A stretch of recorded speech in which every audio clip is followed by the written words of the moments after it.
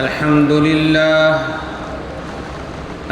لله نحمده ونستعينه ونستغفره ونؤمن به ونتوكل عليه ونعوذ بالله من شرور أنفسنا ومن سيئات أعمالنا من يهده الله فلا مضل له ومن يضلله فلا هادي له ونشهد أن لا إله إلا الله وحده لا شريك له ونشهد أن محمدًا عبده ورسوله أما بعد أرسله بالحق بشيرا ونذيرا وداعيا إلى الله بإذنه وسراجا منيرا فأعوذ بالله من الشيطان الرجيم بسم الله الرحمن الرحيم إن الصلاة كانت على المؤمنين كتابا موقوتا وقال تعالى اتل ما أوحي إليك من الكتاب وأقم الصلاة إن الصلاة تنهى عن الفحشاء والمنكر والبغي يعظكم لعلكم تذكرون وقال النبي صلى الله عليه وسلم بين الرجل وبين الكفر وقال النبي صلى الله عليه وسلم الصلاة عماد الدين أو كما قال عليه الصلاة والسلام برادران اسلام، بزرگان محترم، امت کے غیور نوجوانوں، تمام تر حمد و ثنا اور خوبیاں اس خالق و مالک کے لیے جس نے ہم سب کو ایمان کی عظیم الشان دولت عطا فرمائی، اور لاکھوں درود و سلام ہو امام الانبیاء خاتم الرسل جناب محمد الرسول اللہ صلی اللہ علیہ وسلم پر، جن کی محنت اور کاوشوں کے صدقے میں آج ہم سب مومن اور مسلمان ہیں۔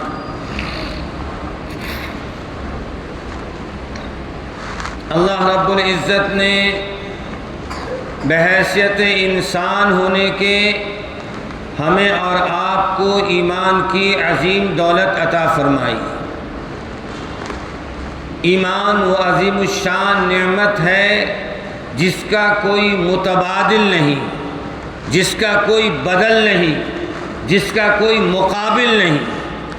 ایمان وہ عظیم الشان دولت ہے کہ جس کے بارے میں اللہ کے حبیب جناب محمد الرسول اللہ صلی اللہ علیہ وسلم نے ارشاد فرمایا کہ ایمان والا اس روئے زمین پر جب تک اللہ اللہ کہنے والا روئے زمین کے جس حصے پہ بھی باقی رہے گا، اللہ رب العزت وہ اللہ کہنے والے کی برکت سے دنیا کے سارے نظام کو چلائیں گے اور باقی رکھیں گے۔ اور جس روز وہ اللہ کہنے والا دنیا سے ختم ہو جائے گا تو دنیا بھی ختم ہو جائے گی، دنیا کا سارا نظام ختم ہو جائے گا۔ تو ایمان ایسی عظیم الشان دولت اور نعمت ہے جس کی ہم سب کو قدر کرنا چاہیے۔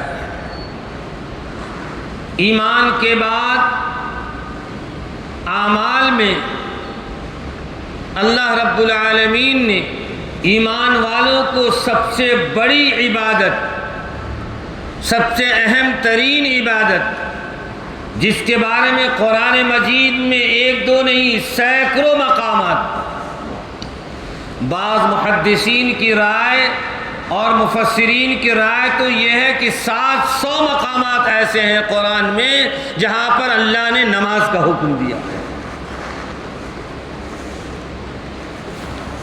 تو اندازہ کیا جائے کہ نماز کتنی اہم ترین عبادت،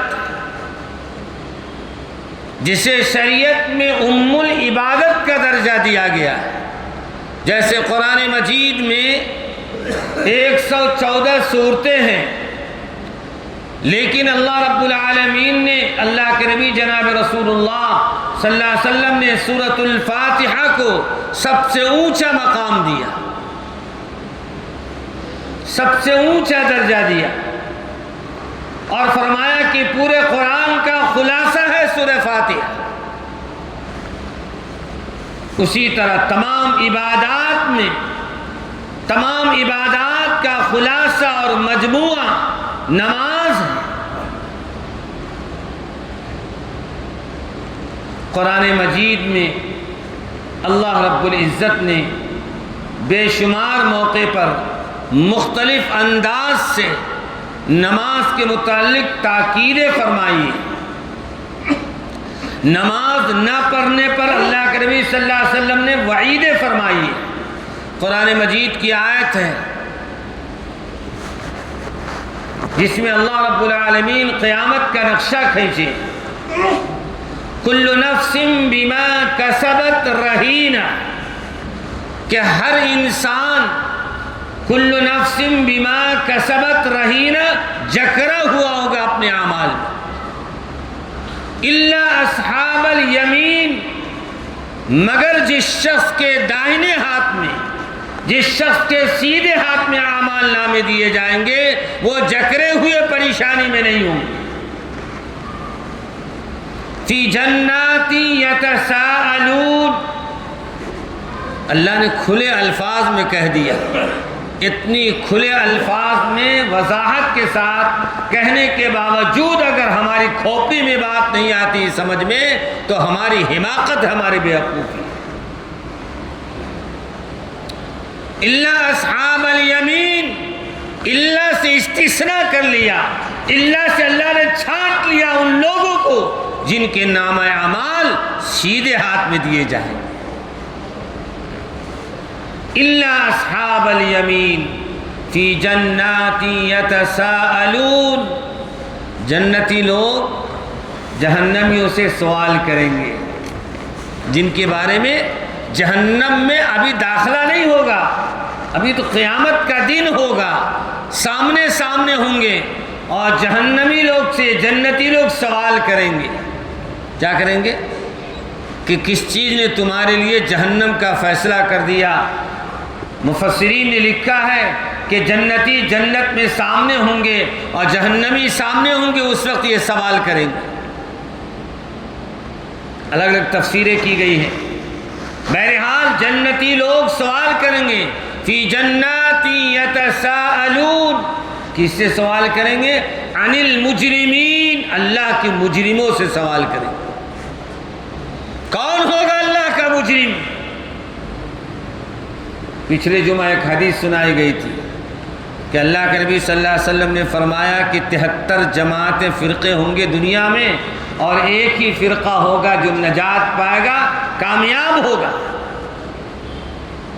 تو حضرات صحابہ نے اسی وقت پوچھ لیا اللہ کے نبی، وہ جماعت نجات پانے والی، کامیاب ہونے والی، اللہ سے راضی ہونے والی، جنت میں جانے والی، وہ کون سی جماعت ہوگی؟ تو اللہ کے نبی صلی اللہ علیہ وسلم نے فرمایا تھا، ما انا علیہ و اصحابی، جو میرے اور میرے صحابہ کے طریقے پر ہوں گے وہی نجات پائیں گے، کامیاب ہوں۔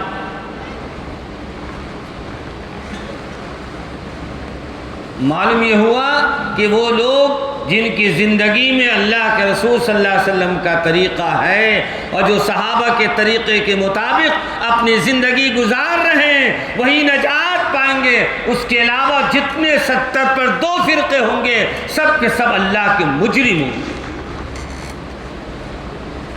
اللہ کے مجرموں سے جنتی لوگ سوال کریں گے، فی جناتی یتساءلون عن المجرمین ما سلککم فی سقر،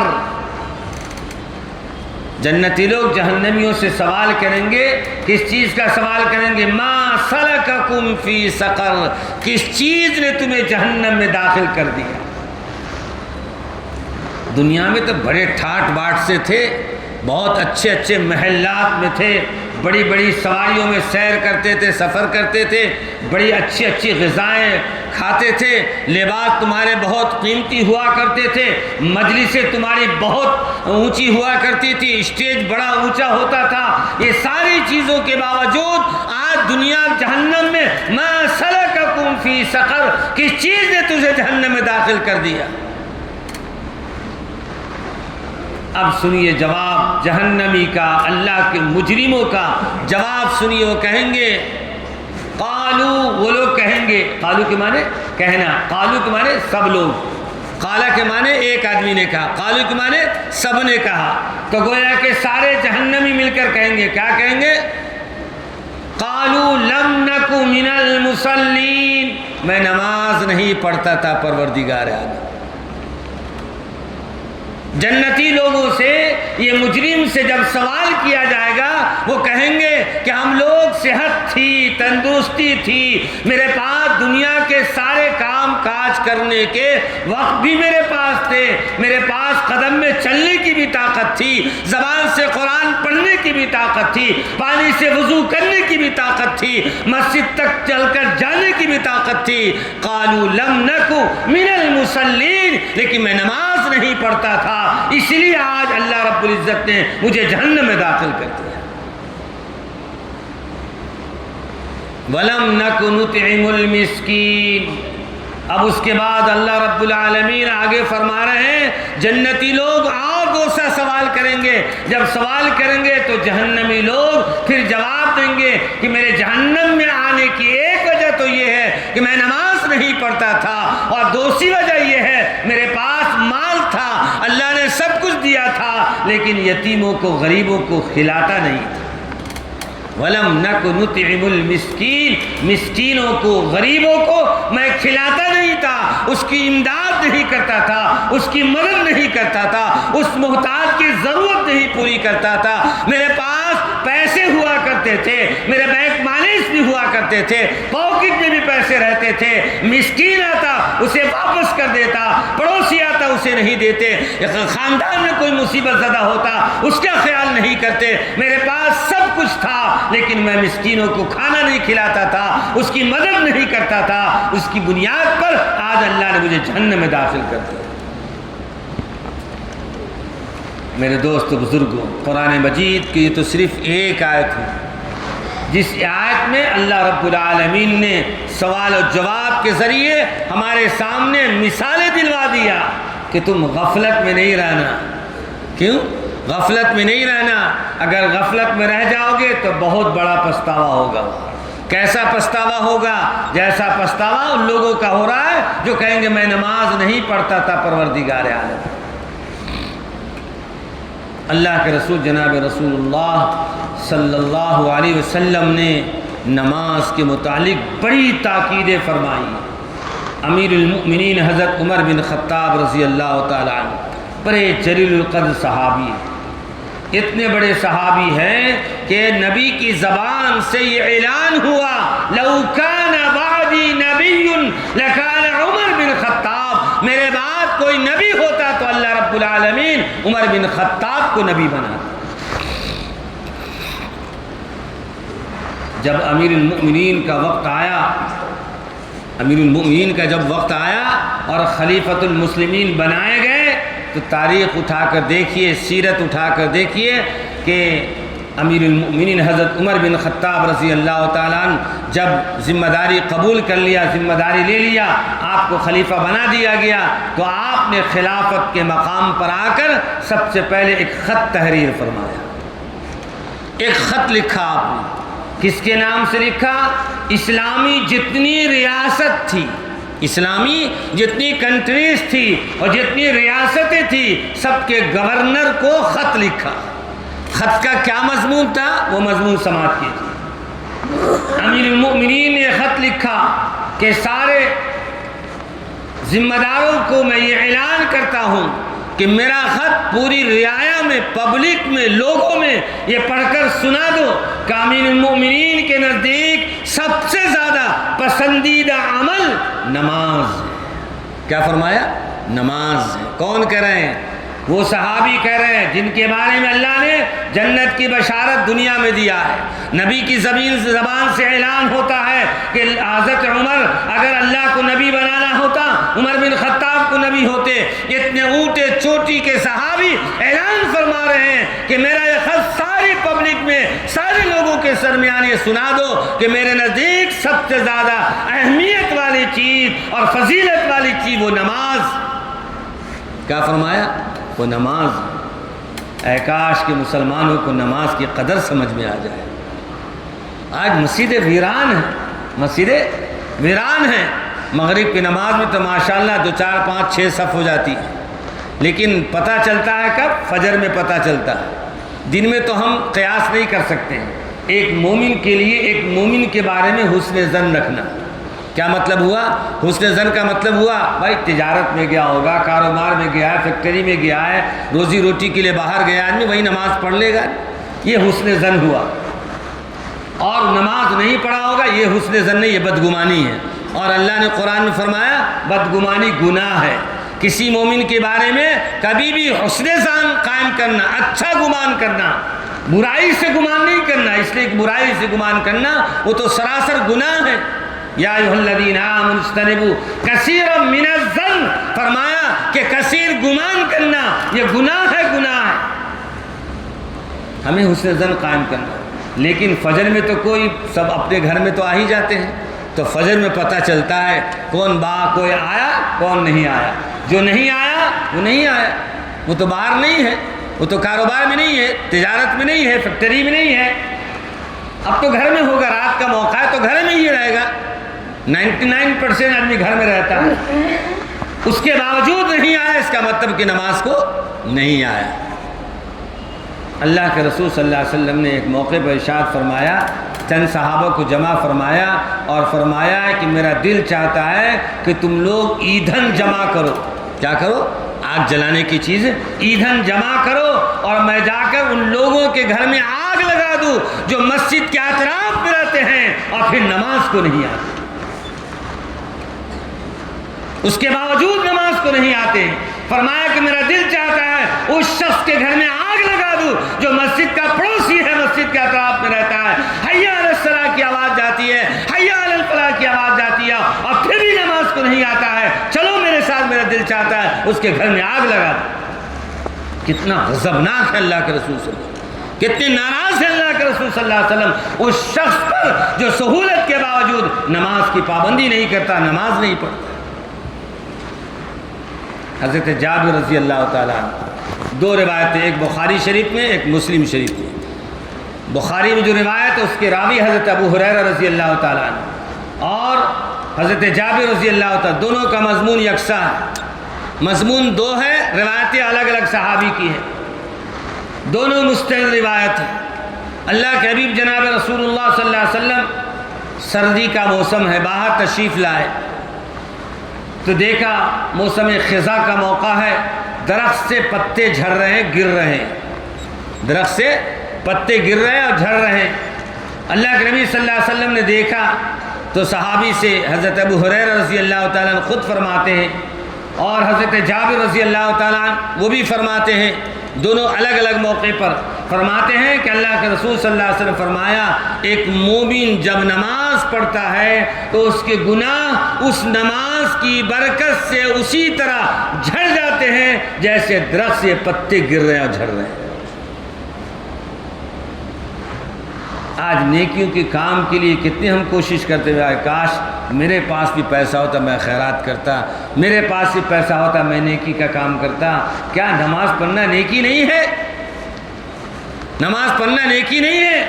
اللہ کے رسول جناب رسول اللہ صلی اللہ علیہ وسلم نے فرمایا کہ نماز قرۃ عینی، میری آنکھوں کی ٹھنڈک ہے، الصلاۃ معراج المؤمنین، نماز مومنوں کی معراج ہے، جس سے آج مسلمان غفلت برتتے جا رہے ہیں۔ شمار میں گنتی میں تو ہماری تعداد بہت ہے، لیکن 2 سے 3 4% یا مشکل سے 5% لوگ نماز پڑھتے ہیں۔ کتنے؟ 5% شاید پڑھتے ہوں، پورے مسلمان کی بات کر رہا ہوں۔ پورے دنیا میں جتنے لوگ ہیں 5% 10% ہی لوگ نماز پڑھ رہے ہیں، باقی 90% لوگ نماز نہیں پڑھتے ہیں۔ آپ بتائیں تو یہ نمازی کہتے ہیں اس شخص کو جس کی نماز قضا ہو جائے، جب تک نماز کو ادا نہ کر لے اور اس نماز کی قضا نہ کر لے اس کو چین سکون نہ آئے، وہ اصل نمازی ہے۔ ہماری حالت تو یہ ہے، ہم تو چلتے پھرتے کہیں سے گزر رہے ہیں اور اذان سن لیا، مغرب کا وقت ہو گیا، پڑھ لیا، پھر عشاء غائب۔ کبھی عشاء میں فرصت سے کام سے جلدی آ گئے، چلو آج عشاء پڑھ لیتے، مغرب غائب۔ یہ تو ہماری نماز کی حالت ہے۔ صحابہ ایسا نہیں تھا۔ حضرت عبداللہ ابن عباس، حضرت عباس رضی اللہ تعالیٰ اتنے چوٹی کے صحابی ہیں، گزشتہ جمعہ ان کی حدیث سنائی گئی تھی، آپ ان کی روایت سے ان کا واقعہ سنایا گیا تھا۔ حضرت عباس رضی اللہ تعالیٰ نماز کے سلسلے میں جب عمر ان کی زیادہ ہو گئی تو آنکھ میں پانی اتر آیا، آنکھ میں پانی اتر آیا۔ تو اس زمانے طبیب ہوا کرتے تھے، حکیم ہوا کرتے تھے۔ طبیب نے، ڈاکٹروں نے مشورہ دیا کہ آپ کی آنکھ اچھی ہو جائے گی، آپ کی آنکھ علاج کریں گے اور آپ کی آنکھ اچھی ہو جائے گی، لیکن اس کے لیے ایک شرط یہ ہے کہ چند دنوں تک آپ سجدہ نہیں کر پائیں گے۔ غور کریے مسلمانوں، جو کبھی کبھار نماز پڑھتے ہیں، سنیے، جو پابند ہے الحمدللہ ان کو اللہ کا شکر ادا کرنا چاہیے، لیکن جو دن میں کب آیا کب پڑھ لیا ان کے لیے واقعہ نصیحت ہے۔ حضرت عباس رضی اللہ تعالیٰ نے کیا فرمایا، ان سے کہا گیا کہ چند روز آپ نماز نہیں پڑھ پائیں گے، تو صحابی رسول نے فرمایا کہ نہیں، مجھے ایسی علاج نہیں چاہیے۔ کیا فرمایا؟ مجھے ایسی علاج نہیں چاہیے جو چند دن نماز ہم سے چلی جائے اور سجدہ نہیں کر پائے، ایسی علاج مجھے نہیں چاہیے۔ میں زندگی نابینا ہو کر گزار لوں گا، منظور ہے، لیکن خدا کے سامنے جو مجھے 5 وقت سجدہ کرنا ہے وہ سجدہ ہم نہیں چھوڑ سکتے۔ ہم تو بس جمعہ کو آ جاتے، سجدہ کر لیتے، سمجھتے کافی ہو گیا الحمدللہ۔ جمعہ کے نمازی ہیں، کس کے؟ جمعہ کے نمازی ہیں۔ پوچھئے صحابی سے کیا فرما رہے ہیں؟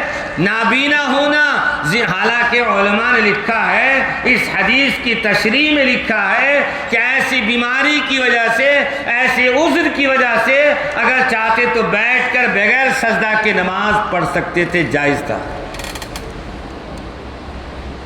لیکن ان کا ایمان اتنا مضبوط تھا اور اللہ کا ڈر اور خوف اتنا تھا کہ ایک وقت بھی میرا سجدہ نہ چھوٹ جائے۔ وہ فکر اتنی زیادہ تھی کہ نابینا رہنا برداشت کر لیا اور گزارنا برداشت کر لیا، لیکن خدا کے سامنے سجدہ چھوڑنا گوارا نہ کیا۔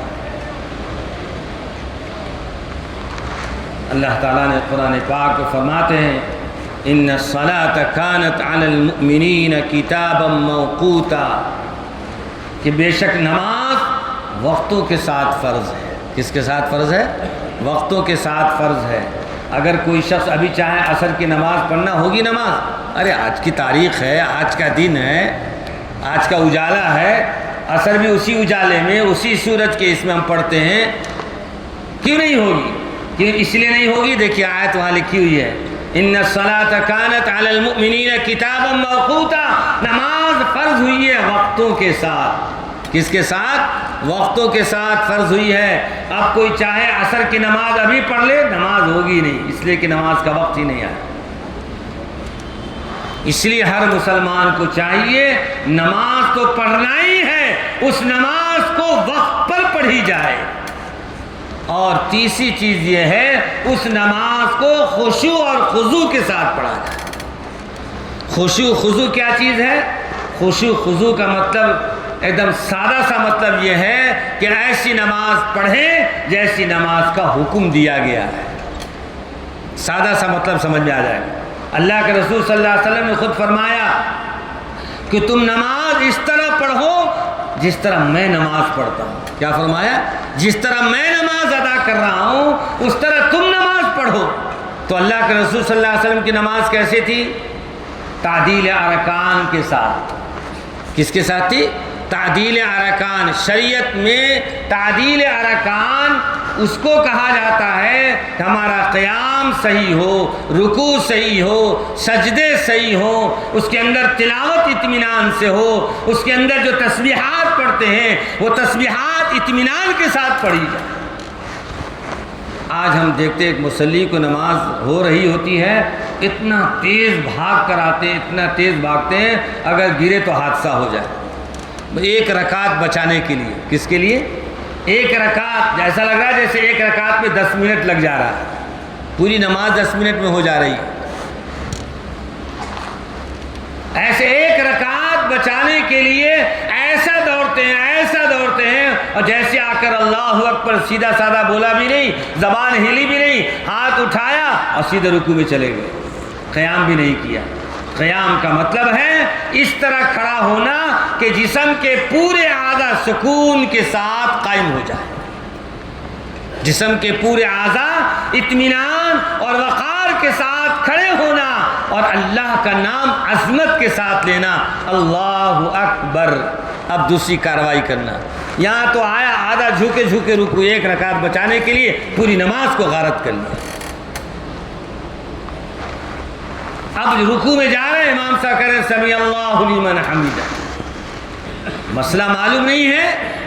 بہت سے لوگ تو معلومات کر کے بھی غفلت کر جاتے ہیں، اور بہت سے لوگوں تو معلوم بھی نہیں ہے۔ امام صاحب یہ بیچارے جا رہے ہیں، اللہ کہہ کر رکوع میں جا رہے ہیں، امام صاحب رکوع سے اٹھ رہے سمیع اللہ لمن حمیدہ۔ بہت سارے حضرات آ کر بولتے ہیں، مسئلہ پوچھتے ہیں، میرے بازو میں فلاں صاحب ایک رکعت چھوٹ گئی تھی، اور اس کے درمیان جو قاعدہ اولیٰ کرنا تھا قاعدہ اولیٰ بھی نہیں کیا اور سلام پھیر دیا، اور قاعدہ اولیٰ واجب ہے، اور واجب کے چھوٹ جانے سے سجدہ سہو واجب ہے، اور جب سجدہ سہو نہیں کیا تو نماز کے اعادہ، نماز کا دہرانا ضروری ہے۔ تو مسائل سے ہم بہت غافل ہیں، مسائل معلوم رہنا کہ ہم جو نماز پڑھ رہے ہیں، ہماری نماز کن حالتوں میں امام کے ساتھ ہم شریک ہو رہے ہیں، پہلی رکعت میں ہو رہے ہیں، دوسری رکعت میں ہو رہے ہیں، اور جب امام صاحب کے 2 رکعت چھوٹ گئی بعد میں ملے تو کیا بعد میں تلاوت کرنا ہے نہیں کرنا ہے، یہ ساری تفصیلات ہے جس کا معلوم کرنا ضروری ہے۔ ہم خوش چلے جاتے کہ نماز تو پڑھ کے آ گئے، جی امام صاحب رکوع میں جا رہے ہیں، رکوع سے اٹھ رہے ہیں، ہم رکوع میں جا رہے ہیں، رکوع ہوا ہی نہیں۔ جب رکوع نہیں ہوا، رکوع فرض ہے، فرض چھوٹ گیا، نماز آپ کی چلی گئی۔ تو خشوع اور خضوع کے ساتھ نماز پڑھنا، اہتمام سے نماز پڑھنا، مسواک کر کے نماز پڑھنا، کیا کرنا؟ 70 درجہ نماز کی عظمت بڑھ جاتی ہے، وہ نماز جو مسواک کے ساتھ پڑھی جائے۔ ایک سنت سمجھ کر کیجیے نا۔ ابن حجر اسقلانی رحمۃ اللہ علیہ لکھتے ہیں کہ مسواک کے 70 فائدے ہیں۔ کتنے فائدے؟ 70 فائدے ہیں۔ بلغم کو دور کرتی ہے، صفرا پاک کرتی ہے، اسی طرح منہ کی بدبو کو ختم کرتی ہے، بے شمار فضائل، اور سب سے بڑی فضیلت احادیث میں بیان فرمائی گئی ہے کہ جو شخص مسواک اہتمام سے کرے گا مرتے وقت اس کو کلمہ نصیب ہوگا۔ ہر مسلمان کلمے کا محتاج ہے کہ ہماری موت ایسی حالت میں آئے ہم کلمہ پڑھتے ہوئے چلے جائیں۔ اچھی طرح وضو کرنا، ہر اعضاء کو اچھی طرح رگڑ کر دھونا، 3 مرتبہ دھونا، فرض تو 1 مرتبہ ہے لیکن سنت 3 بار ہے، اعمال کو اچھی طرح دھونا، مسح کرنا، اور پھر اس کے بعد آ کر جب مسجد میں آئے 2 رکعت تحیۃ الوضو پڑھ لیجیے، 2 رکعت تحیۃ المسجد پڑھ لیجیے، اور موقع 2 رکعت تحیۃ الوضو پڑھ لیا، پھر 2 رکعت تحیۃ المسجد پڑھ لیجیے۔ بڑے فضائل ہیں حدیث میں اس کے۔ فجر کی نماز پڑھ لیتے ہیں، نماز پڑھنے کے بعد 2 رکعت نماز، 4 رکعت نماز اشراق کی پڑھ لیں، کتنی بڑی فضیلت ہے یہ حدیث۔